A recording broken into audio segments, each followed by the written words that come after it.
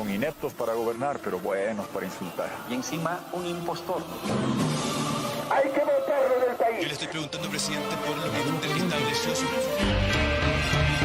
Cabildeo presenta Lucha Libre, un programa para el ejercicio de la libertad de expresión. Bienvenidos.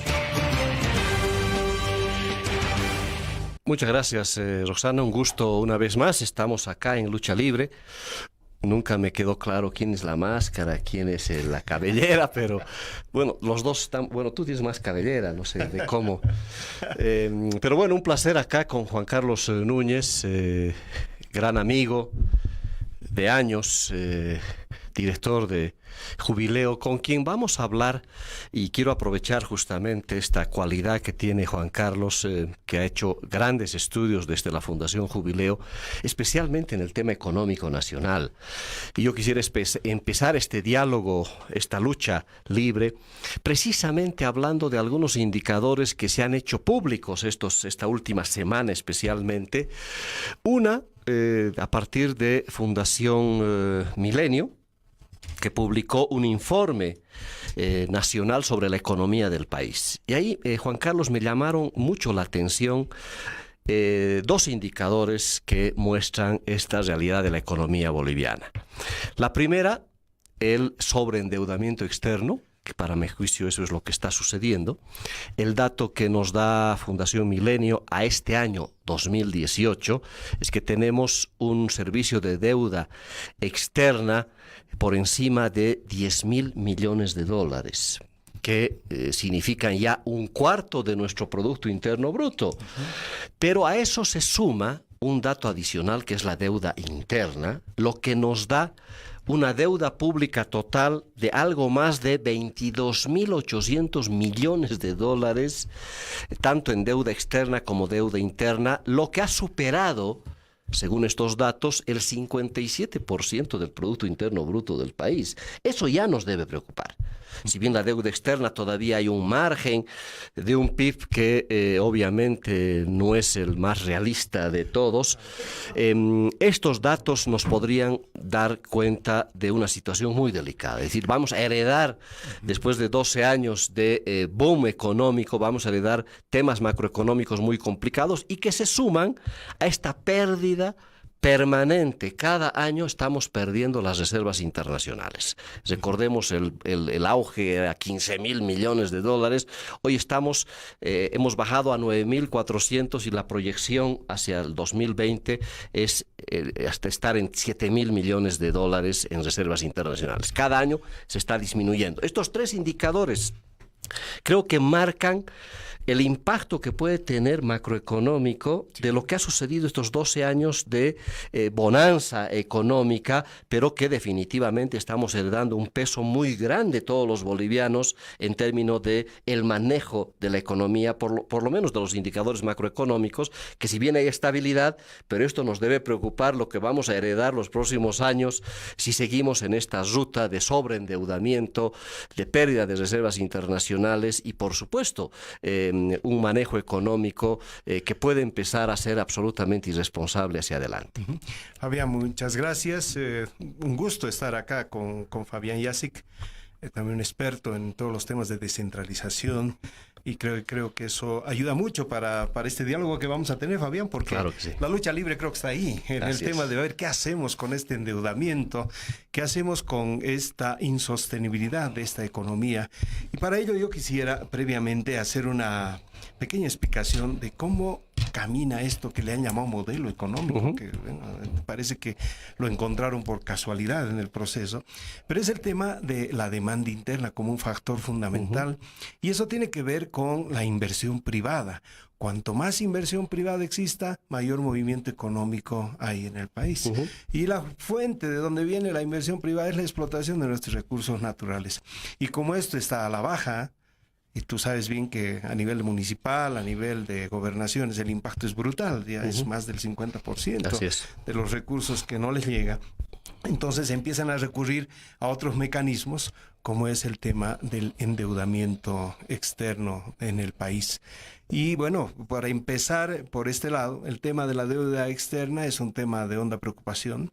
Según los organismos internacionales te dicen que si llegamos a un 40% de nuestro PIB aproximadamente, es todavía, diríamos, una llamada ya de alerta sobre la sostenibilidad del endeudamiento. Pero en este caso, estamos hablando de un PIB que son alrededor de los 37,000 millones de dólares, pero insostenible en el tiempo.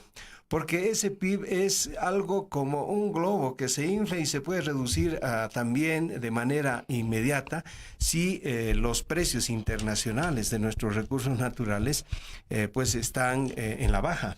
Así que no es un PIB sostenible en el tiempo.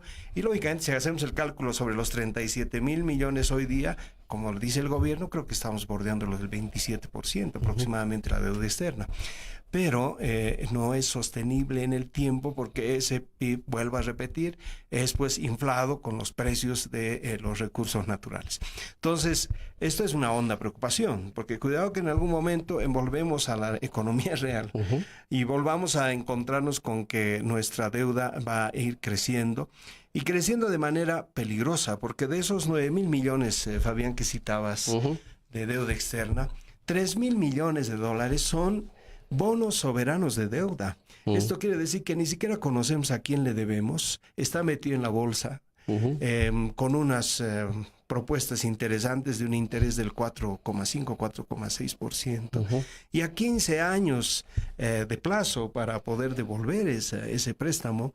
Por lo tanto, es un título valor que está jugándose ahí en los mercados internacionales y pues no tenemos la certeza de a quién le debemos, pero tenemos una obligatoriedad tremenda y especulativa que vamos a tener que cumplirla como país. Esto, ¿qué le permite al gobierno? Tener dinero, ingresos directos de libre disponibilidad prácticamente, porque si ellos recurrieran al BID, al Banco Mundial, al Fondo Monetario, seguro pues que esos organismos les dirán: primero presénteme el proyecto, ¿para qué quiere? ¿Cuál sería el proceso de estudio de prefactibilidad para esa obra, etcétera? Y por lo tanto, ese endeudamiento por lo menos tiene ciertos niveles de regulación.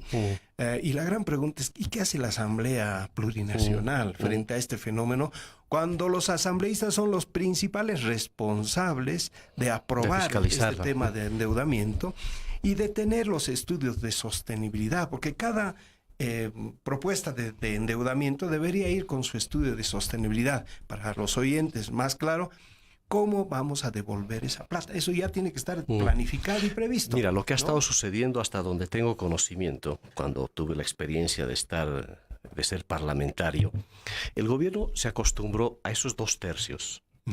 ¿Pero para hacer qué? Para, a través de las leyes financieras, hacer aprobar en paquete todos los proyectos que están siendo financiados por esta billetera de la que cuenta el gobierno nacional, que es el Banco Central. Por eso lo de la deuda interna me preocupa, que es casi un poquito más, 12,000 millones de dólares, que es superior a la deuda externa.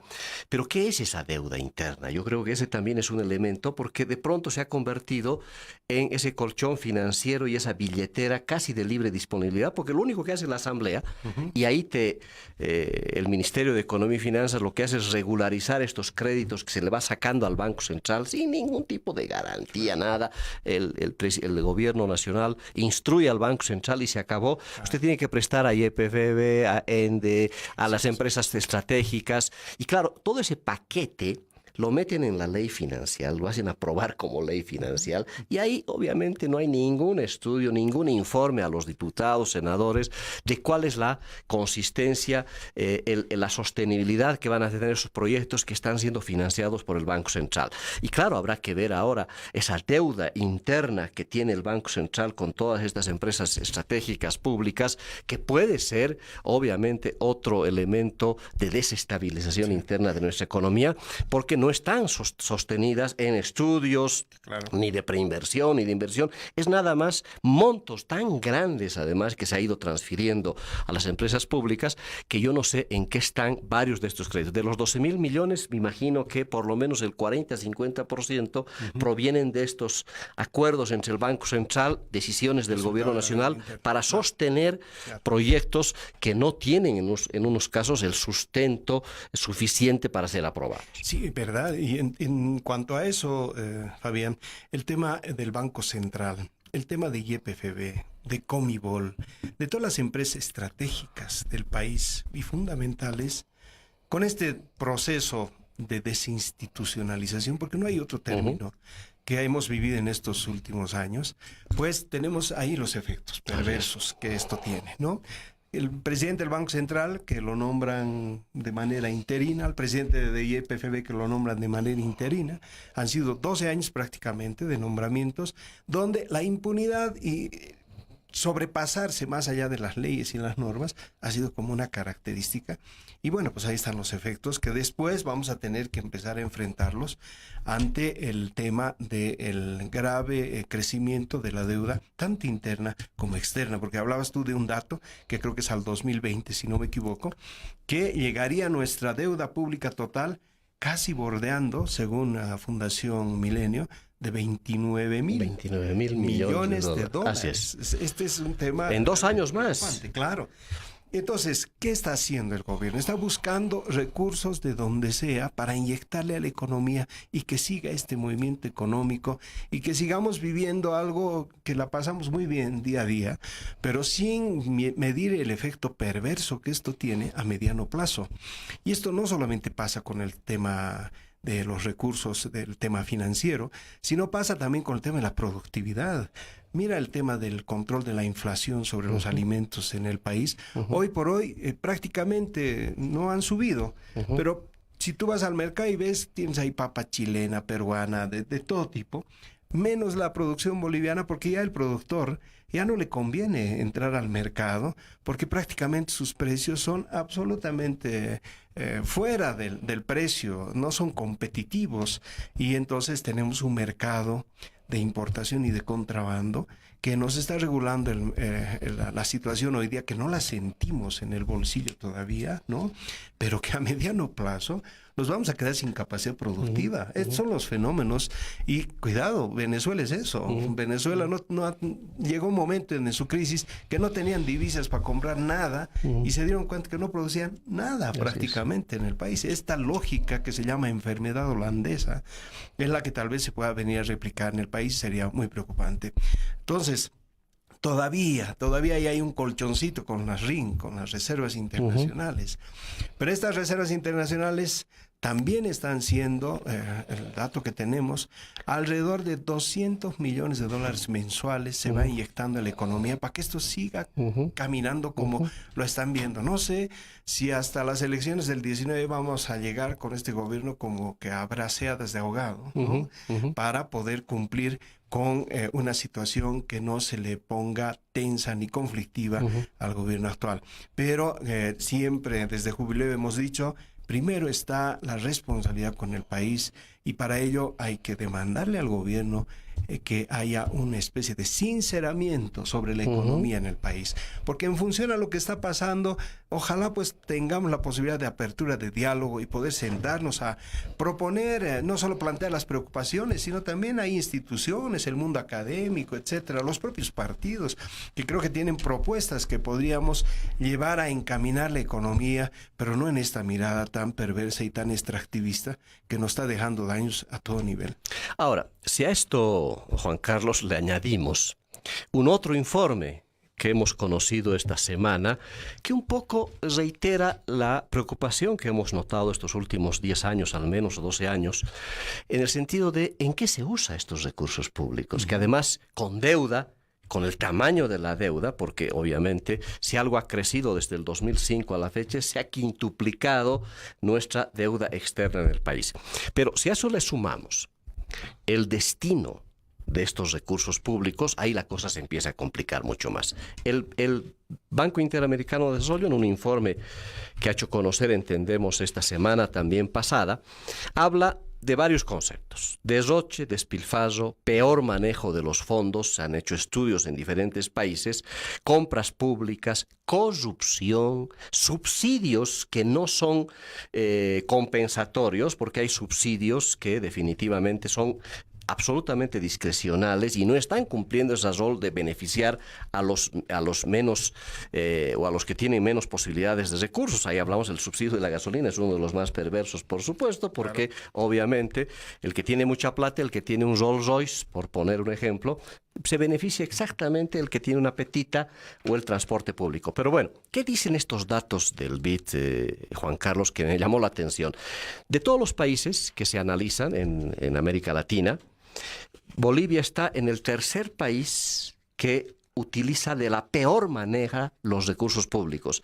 6.3% del Producto Interno Bruto de Bolivia se desvía en malos manejos. Argentina está punteando, la economía argentina es la que peor maneja los recursos, 7.2% del PIB se van en estos mismos conceptos.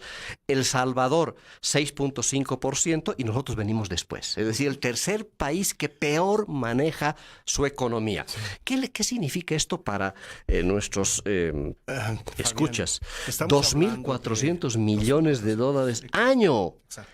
Que se van por el tubo. En 10 años estamos hablando de unos 20.000 millones de dólares, de acuerdo a este cálculo que yo lo mantengo bastante modesto, porque puede ser muchísimo más. La corruptela, lo que se está comiendo.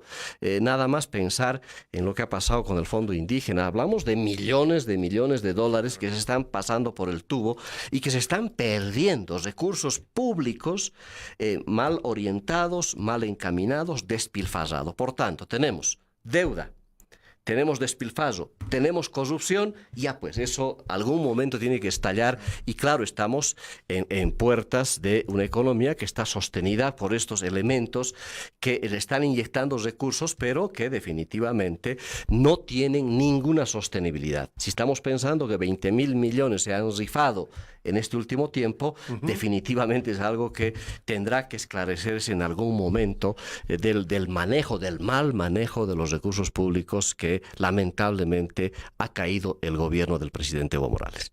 Bueno, en realidad lo que estábamos hablando de estos 2.400 millones de dólares, a ver, sería interesante hacer un costeo sobre cuánto le significará la salud al país.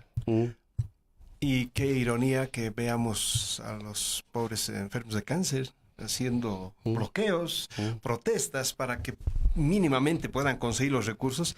Y en el despilfarro tenemos 2.400 millones de dólares, que debe ser algo aproximado a lo que podría costarnos la salud en Bolivia. Pero claro. Entonces imagínense el error, no es omisión, no es solamente ineficiencia. Ya es intencionalidad en el manejo abusivo y tal vez hasta impune de los recursos públicos. Esta situación hace ya desde muchos años se había planteado la necesidad de mejorar la gestión pública, pero ya uno se pone a preguntar si realmente había voluntad de mejorar la gestión pública o es que había realmente el pecado de omisión puesto por intereses distintos para que esta gestión pública no camine. Cuando tienes mucha plata, Fabián, las cosas caminan como quieras, pero cuando ya viene el momento de las carencias, ahí es donde se los necesitan los economistas, pues para que realmente empiecen a planificar el país, y eso creo que no estamos viendo en el actual momento. Mal manejo de recursos que además nos deja con una lógica tan irracional de la inversión, del manejo de la inversión pública, que entonces tienes tremendos elefantes blancos que no tienen sentido alguno. No se invierte en los sectores estratégicos del país. Años hemos estado peleando permanentemente en la mirada de que en el presupuesto general del Estado no llegaba ni al 8% del presupuesto para sectores tan estratégicos como agropecuaria, como turismo, como pequeña industria, que son los puntales, son los motores para el desarrollo de muchas regiones del país y al que se le ha dado ese tipo de atención, 8%. Y mientras tenemos un ministerio de la presidencia que hoy se lleva pues más que todo el presupuesto de casi las 9 gobernaciones del país. Entonces, ¿y para qué? Para el Evo Cumple, para que el presidente esté inaugurando, haga de alcalde, de gobernador, de presidente. Entonces, estas irracionalidades. Vuelvo otra vez al tema de la enorme preocupación de la desinstitucionalización del Estado y el grado de impunidad que se está generando al respecto. El problema es que, ¿en qué momento vamos a pagar la factura? Los Claro, bolivianos, porque claro, esto no de ninguna manera puede ser sostenible en el tiempo. Bueno, si el precio internacional de los hidrocarburos, que se mantiene en 70, 75, está ayudando todavía a dar una sensación de gran liquidez en el Estado. Pero eso se contrasta con este hecho de que pese a eso, pese a los precios internacionales todavía importantes de hidrocarburos, que cuando se caen ahí nos vamos a dar cuenta, ¿y ahora de dónde sacamos? Pese a eso, estamos recurriendo a la deuda. Eso implica obviamente que sostener un Producto Interno Bruto con billetera ajena, que en algún momento te la van a cobrar, hoy ya se acabó el boom, no han invertido donde tenían que invertir, la economía no se ha modificado esta matriz productiva de la que tanto hemos demandado hace 12 años. Hemos entrado con esa expectativa. Bueno, hay que cambiar esta matriz productiva. No podemos seguir dependiendo de las materias primas, que está bien como billetera. No podemos dejar de explotar nuestros recursos naturales, minería, hidrocarburos, pero la lógica era cómo esa billetera la utilizamos para que en 10, 12 o 20 años tengamos otra economía en el país. Nada de eso ha sucedido. No, y además tienes ahí un descalabro a nivel de las regiones en cuanto al tema de sus presupuestos. Hemos tenido un departamento de Tarija que tenía un per cápita departamental pues de casi alrededor de más de 7,000 bolivianos por habitante, mientras que tenías una ciudad de La Paz, o el departamento de La Paz, que creo que llegábamos y bordeamos a los 180, creo que ahora está en menos de 100 bolivianos. Lo que tiene el gobernador para poder hacer unas inversiones. Estas distancias enormes, estos desequilibrios, también están empezando a tener su dificultad y su repercusión. Yo creo que el tema del pacto fiscal, que fue una oportunidad histórica, que no se la tomó en cuenta, y ya está clarísimo que había intereses muy direccionados desde el gobierno para que esto no prospere y no acabe siendo un éxito el tema del pacto fiscal, porque yo creo que era el momento oportuno en el que el Estado se podía reunir desde los distintos niveles con la sociedad para discutir estos temas. ¿Dónde estamos en estos desequilibrios? ¿Cómo hacemos de mejor manera el proceso del uso y redistribución de los recursos públicos que hubiera permitido por lo menos sentar bases del desarrollo? Pero por lo visto el diálogo es lo que menos interesa, y tener el dinero en la mano y estar presente en las inauguraciones y en las obras, que al final no tienen a veces ni sentido ni propósito real el tema de la inversión pública. Temas de preocupación, y cuando vemos, y ahí yo quería acercarme un poco, Fabián, a la realidad del departamento de La Paz, que es un departamento realmente potencial en muchas riquezas que tiene. Yo creo que esta diversidad de pisos ecológicos que tiene este departamento es una oportunidad, pero fabulosa.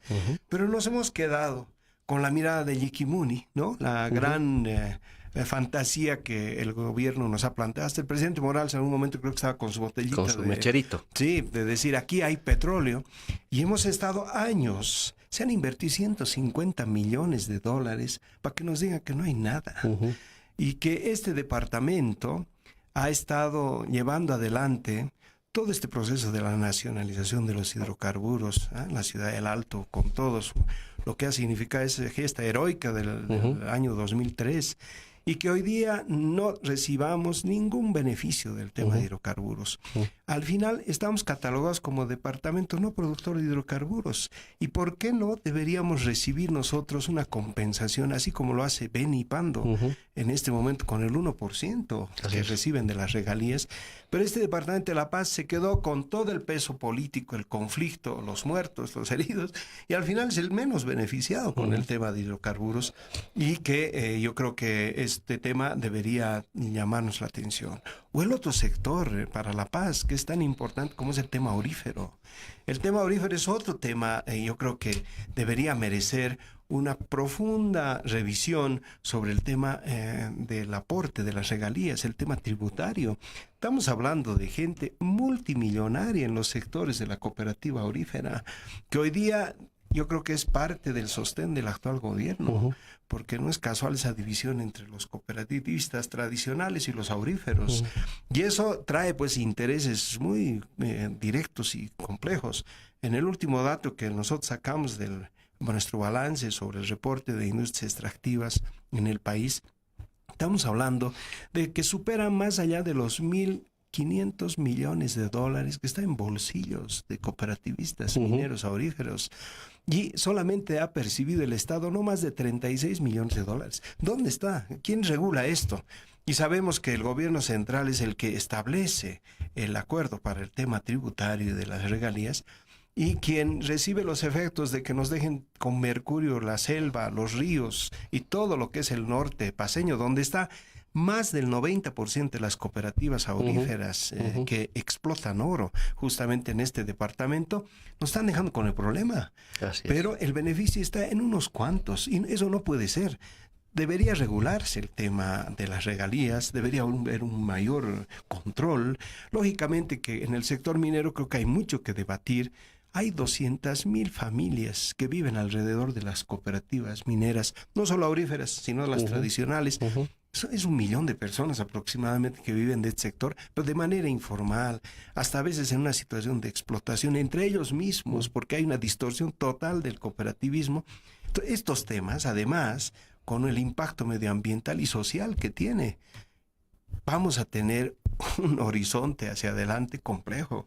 No solo es deuda, no solo es nuestras reservas internacionales, no es una futura inflación en la economía, sino también un impacto socioambiental brutal con estos sectores que al final van a acabar siendo focos de conflictividad en el país.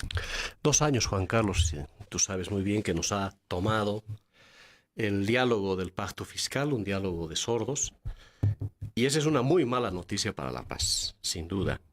La cuarta fuente importante de recursos que le da más o menos, le ha dado cierta estabilidad al Departamento de la Paz, especialmente a la gobernación, han sido las regalías mineras, que han promediado entre 15 y 17 millones de dólares, que es lo que más o menos por año recibimos de regalías. Si hablamos de 1.500 millones de dólares que más o menos genera el negocio, te imaginas la abismal diferencia. Hay fuga de divisas, hay evasión tributaria de una de las principales fuentes de recursos que tiene la gobernación. El problema es que el diseño fiscal lo hemos heredado de hace 30 años, donde se ha definido pues que las gobernaciones tengan fuentes demasiado volátiles a los precios internacionales de los hidrocarburos. No hay política pública que se pueda sostener con ese nivel de incertidumbre y volatilidad. La inversión pública tiene que estar sostenida con los impuestos. Ese debería ser el eje normal. Pero bueno, la coparticipación tributaria ha sido un diseño que se lo ha hecho desde hace más de 25 años atrás y no se ha querido reformar. El presidente Evo Morales ha preferido, y esta es la gran paradoja del Estado plurinacional, que se financia con todo lo que se ha hecho en el Estado neoliberal. Es decir, todo lo que es impuestos, todo lo que es regalías, todo lo que es las fuentes de ingreso que hoy día se ha generado en el Estado plurinacional, viene de las reformas fiscales y de la manera como se han establecido los impuestos de la época llamada neoliberal. Esa es la gran contradicción. Finalmente, Evo Morales se está financiando y lo que le ha gustado, claro, le entró buena plata, pero no ha querido tocar nada, no ha querido modificar nada, porque obviamente se ha dado cuenta que mejor no tocaremos lo que se ha hecho en el neoliberalismo famoso, porque eso me está beneficiando ahora como Estado, que estoy reproduciendo exactamente los mismos esquemas de dominación de los que hemos heredado hace 30 años. Y bueno, la paz quedó absolutamente perjudicada. Lamentablemente el gobierno ha rehuido la necesidad, la posibilidad de que la paz tenga algún alivio, algún nivel de compensación. No ha sido posible todo esto. El pacto fiscal se acabó, quedó a la deriva y definitivamente pues la paz seguirá condenada a vivir de la suerte de algunas regalías mineras que le van a caer cada año, la subvención de que le llega alguito del IDH, que es el el 15% de todo lo que recibe, le queda un poquito, le queda algo del impuesto a la gasolina, del IHD, que también tiene una volatilidad menor, y finalmente, obviamente, todo lo que es ese pequeño fondo de compensación que no compensa absolutamente nada. La Paz le demandó al gobierno nacional esta posibilidad de que el pacto fiscal sea la oportunidad para superar las asimetrías que en el país han persistido, van a seguir así, y La Paz por eso quedará una vez más relegada en términos de tratamiento fiscal. Una pena que hemos desaprovechado una oportunidad histórica, el gobierno no quiso dar este paso, perjudicó a La Paz va a seguir perjudicada hacia adelante, y bueno, pues en algún momento tendrá que La Paz ponerse de pie para exigirle lo que le corresponde en materia de recursos fiscales hacia adelante. No, y además esta ciudad, la ciudad de La Paz, que es impresionante cómo su economía se basa alrededor del empleo público. Claro. Es la ciudad que vive del empleo público. Bueno, el departamento, un cuarto del PIB departamental, Juan Carlos, claro. 25% del PIB del departamento de La Paz es la administración pública. Claro, la administración y eso pública. Si no cambiamos hacia adelante. Y entonces, claro, tenemos una economía sustentada en comercio y servicios que es absolutamente insostenible en el tiempo. Así que paseños a preocuparse por el tema de la economía paseña se ha terciarizado hace tiempo, se consolidó la terciarización. Exacto. Habrá que trabajar mucho en invertir mejor en la agropecuaria, en la industria, en la manufactura. Creo que a eso tenemos que apostar para los próximos 10 años. Somos los que más debatimos la realidad nacional, así es, ¿no? Así es. Pero cuando vemos nuestra realidad regional, local, realmente es para preocuparse. Y creo que este debe ser un tema de mucha atención hacia adelante. Pero además, por el propio crecimiento poblacional, se habla de que hacia adelante la proyección demográfica te va a concentrar a la población en dos grandes mega centros poblacionales que están en Santa Cruz y La Paz. Inclusive Cochabamba ya está quedando como que relegada. Y acá va a estar concentrada la mayor cantidad de población, y de esa población la mayoría son jóvenes. Y es la gran oportunidad. Tenemos ahí la riqueza de la fuerza de trabajo, pero qué pena que no hayamos construido las bases fundamentales para la generación de oportunidades y empleo. Que no sea otra vez en la historia del país lo dramático de que estemos exportando ya no solamente gas y mineral, sino bolivianos y bolivianas, claro. Porque no van a conseguir trabajo en Bolivia. Y eso ya se está viviendo de cerca hoy por hoy con los jóvenes. Y este fenómeno del bono demográfico lo vamos a tener por 30 años en Bolivia. Sabes que no he escuchado, Fabián, en el ámbito político, que más allá de este tema de la explosión del debate político electoral que hoy estamos entrando, no he escuchado propuestas concretas a este tipo de situaciones, que son los temas centrales a los que deberíamos darle una respuesta.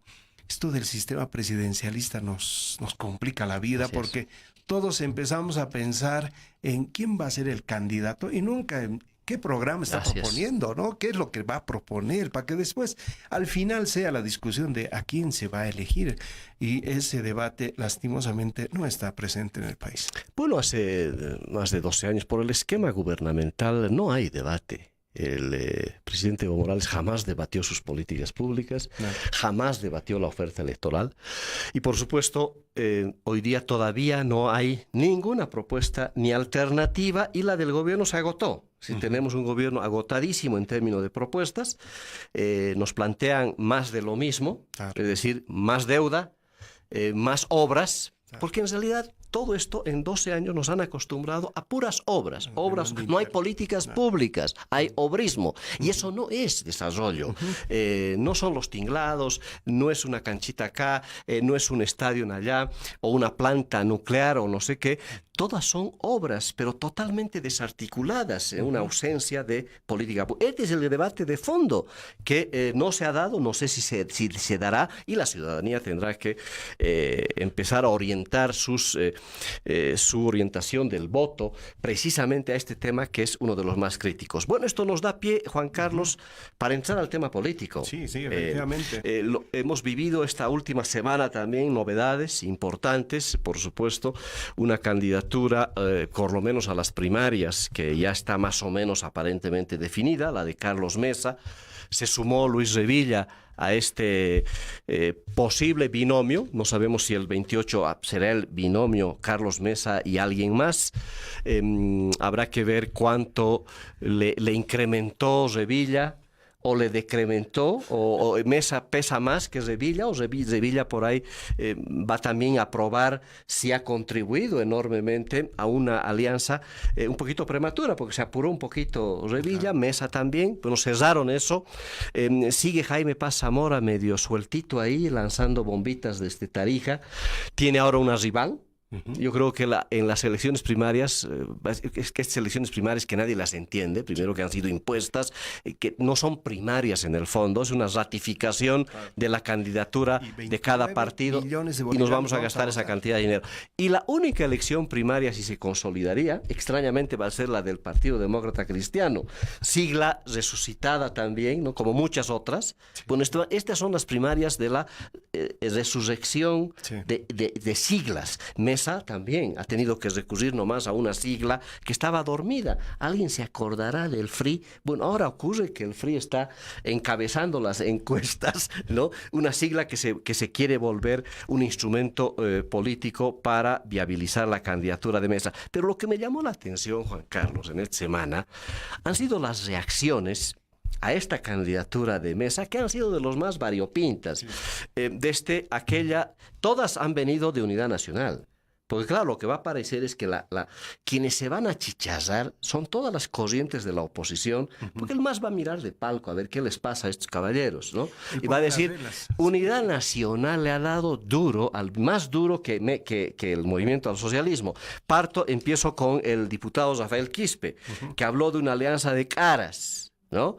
Le siguió el diputado Murillo, que fue el más draconiano de todos. Lo conocemos de la lengüita que tiene el señor Murillo. Habla de una alianza de Mesa-Revilla como una puñalada a la democracia. Yo creo que más que referirse a que el 21F ya fue, ¿no? Que es lo que según él habría provocado esta alianza Mesa-Revilla, yo creo que más están dolidos porque como que se han sentido marginados de esta posibilidad. Igual reacción tuvo algún otro parlamentario de Unidad Nacional. Wilson Santamaría se animó a decir que hay un pacto entre Mesa y el movimiento al socialismo. Es decir, hay de todo pues en esto, ¿no? Y claro, en el medio ha surgido también las novedades, la nueva personería jurídica que le entregaron al doctor Félix Pazzi, que yo la saludo, Juan Carlos, ¿no? Celebro que haya un nuevo partido que haya emergido en el escenario político nacional. Finalmente va a ser la única novedad, porque otras son siglas resucitadas.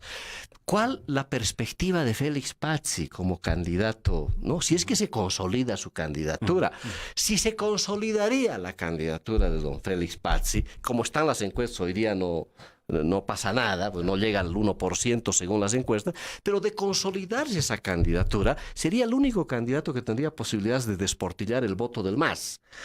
No va a desportillar el voto de Carlos Mesa, porque son otra cosa distinta. Si algo pudiera contribuir la candidatura de Félix Pazzi, si se consolidara, es el daño que le puede provocar a la base social del MAS, que va a estar decepcionada, que va a ir al voto castigo. Yo espero que muchos masistas van a castigar al movimiento, al socialismo, pero van a buscar que ese voto castigo se materialice en alguien.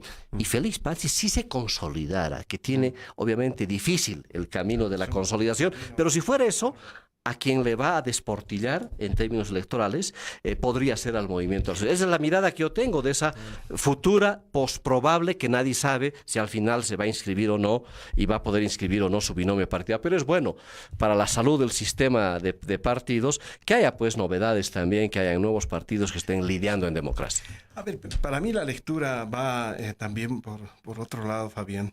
Yo creo que hemos visto florecer, resucitar a muchos líderes y candidatos, pero antes de esto, antes de que ponga las reglas de juego, porque nos pone la música el gobierno y todos bailan a su ritmo. Sí, lamentablemente. Antes de ello, yo creo que desde enero de este año se ha visto un proceso de inflexión muy interesante en cuanto a que con el tema del nuevo Código Penal donde has visto expresiones genuinas de la ciudadanía levantada.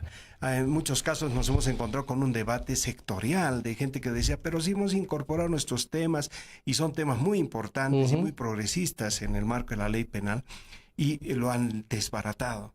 Pero nadie se da cuenta que la ley Marcelo Quiroga Santa Cruz la han desmantelado, tenía solo los considerandos, lo han dejado. Claro. O sea, todo lo demás han bajado las penalidades y todo. ¿Por qué? Es decir, meter de contrabando este tema en el nuevo código, y miren el costo que fue.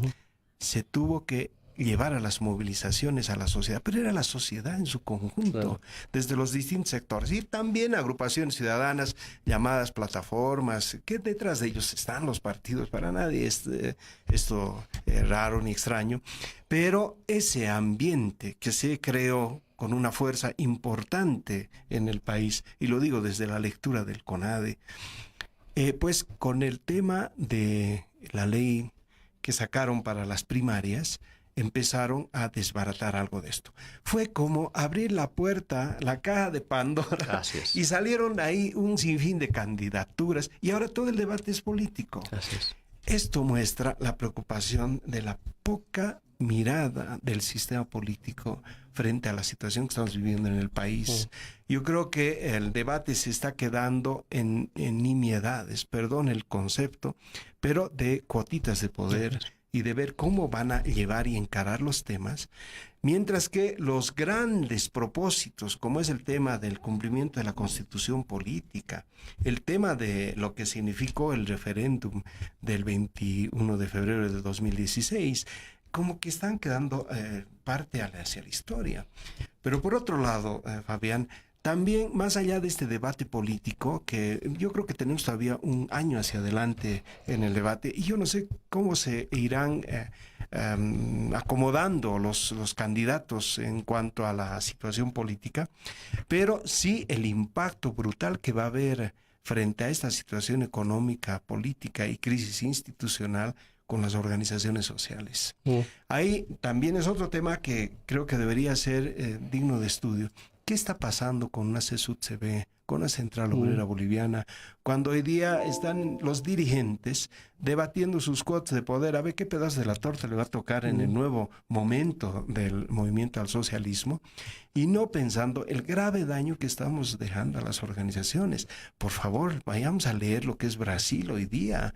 Bolsonaro es resultado del tema de una tremenda corrupción, de un tremendo manejo irracional del Estado, de izquierdas y derechas, porque también el señor Temer, el actual presidente, está en lo mismo, ¿no? Entonces, la gente que era vicepresidente de la Dilma Rousseff. Exacto. Son los errores que cansados de todo este tema de los malos manejos del Estado, los abusos que se cometen contra ello, aparece un personaje como Bolsonaro. Así es. ¿Y qué pasó? ¿Dónde están las organizaciones sociales brasileñas? En la lona. Así es. ¿Quién lo va a parar? Va a ir con paso de parada hacia adelante. Aquí deberíamos cuidar lo que significan la responsabilidad que tienen estas organizaciones. Cada vez lo repetimos, son responsabilidades no pues de quedarse en una gestión gubernamental. Su responsabilidad como COO, como CSUTCB, con estas organizaciones, es de una mirada histórica de los sectores. ¿Y dónde está ese rol de los dirigentes? Hoy por hoy pueden ser ellos los causantes de un desmoronamiento del movimiento social, como un retroceso que vivamos, y más todavía con un calor electoral que vamos a tener al frente.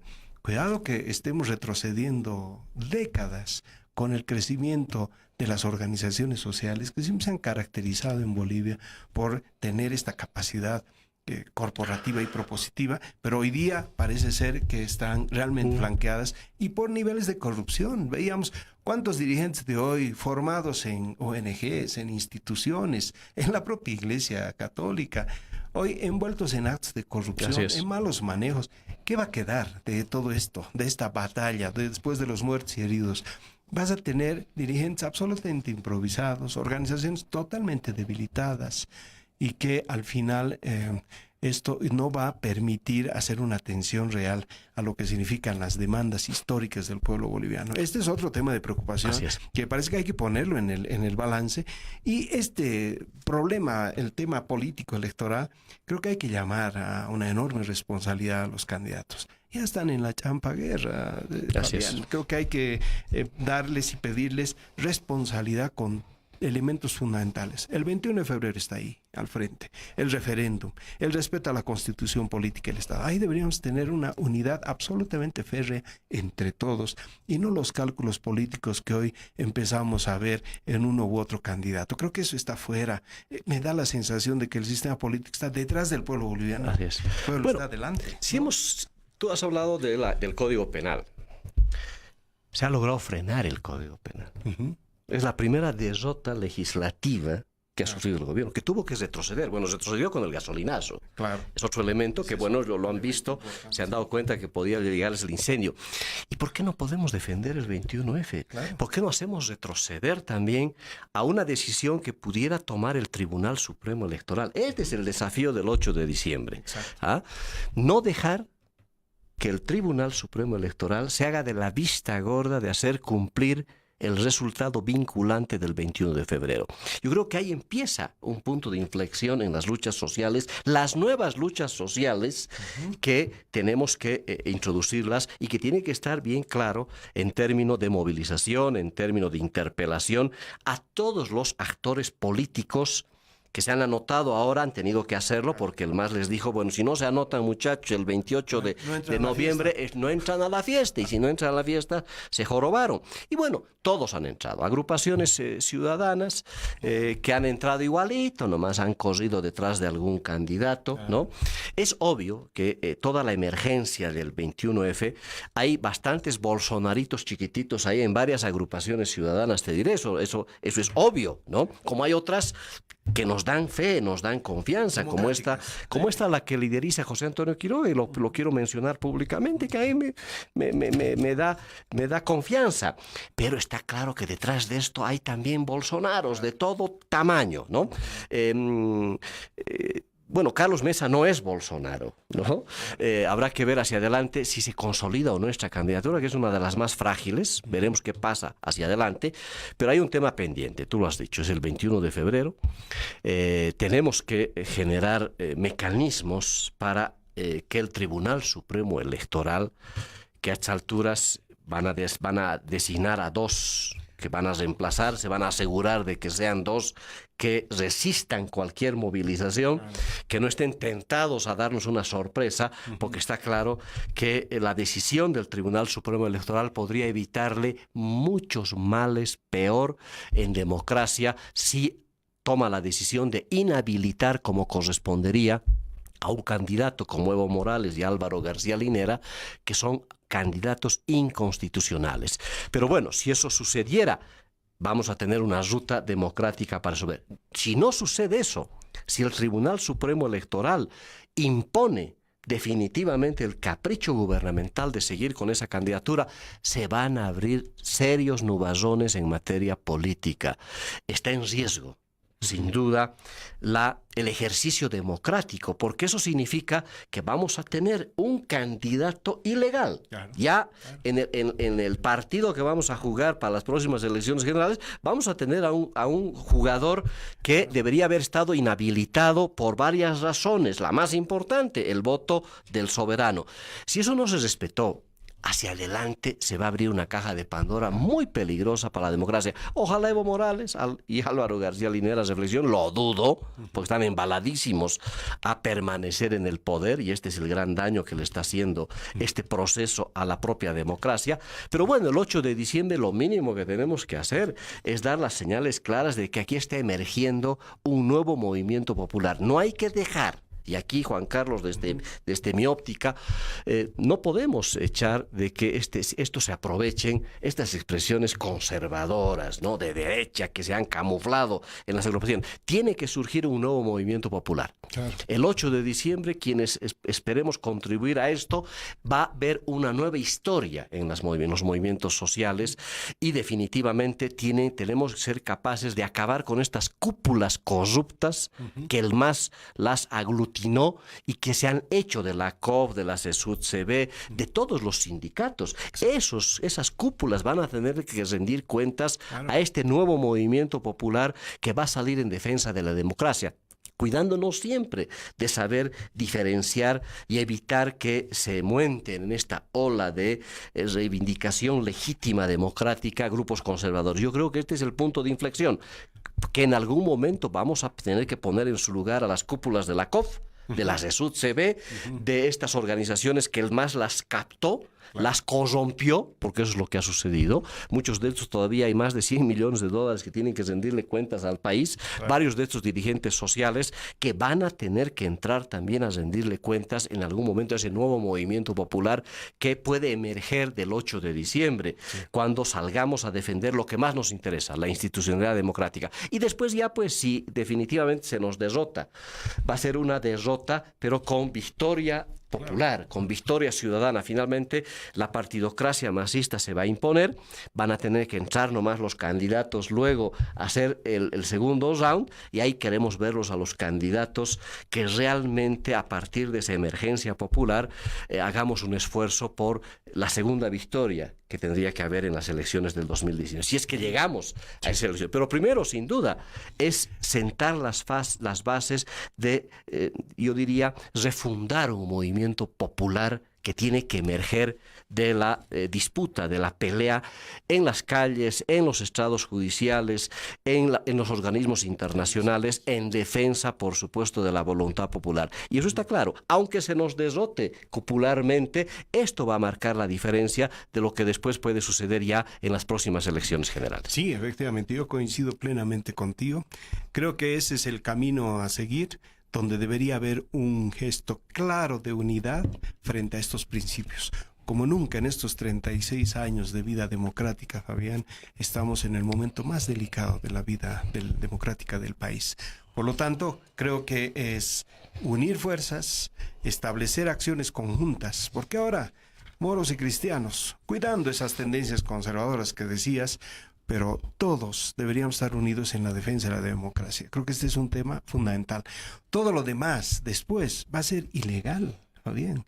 Cualquiera puede presentarle una demanda de ilegalidad frente a las decisiones que tome el gobierno hacia adelante. Ese es el gran riesgo que tenemos. Y no solamente a nivel nacional, sino internacional también.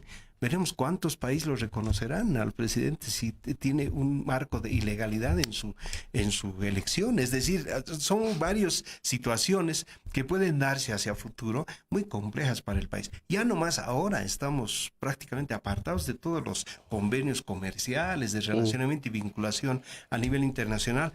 Entonces, no llevemos a estos extremos. Creo que ese debería ser un llamado de la alta responsabilidad que tengan, y patriótica, además del presidente Morales y del vicepresidente, de que se pongan a cumplir las reglas de juego que la democracia nos plantea y nos establece. Creo que este es un tema fundamental a llevar adelante. No puedo dejar de mencionar un nombre nefasto, que es lo que ha provocado este gobierno. El general Faustino Mendoza Arce, comandante general de la Policía Boliviana.